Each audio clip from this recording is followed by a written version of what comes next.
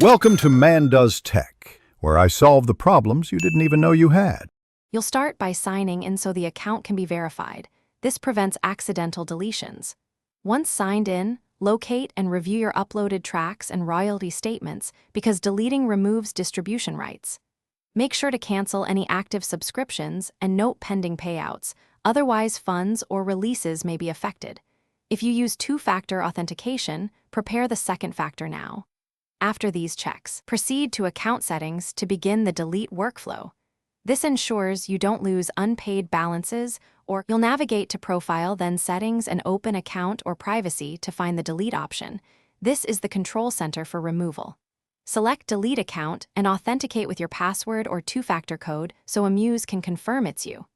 Next, read the Irreversible Action Notice. This explains what's removed, then select a reason and confirm. Once you tap Confirm, the system schedules deletion. Make sure you complete every prompt. Incomplete confirmation often cancels the process and leaves the account active. You'll receive a confirmation email. Keep it until the account is fully processed and any pending payouts clear. If deletion fails, review the email for specific errors, verify there are no active releases or owed royalties, and then contact Amuse support with your account ID. If you use the wrong account, use recovery options quickly. Once the process completes, it's irreversible.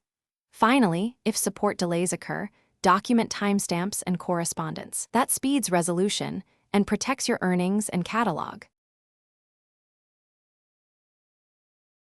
Thanks for watching. If you found this helpful, don't forget to like and subscribe.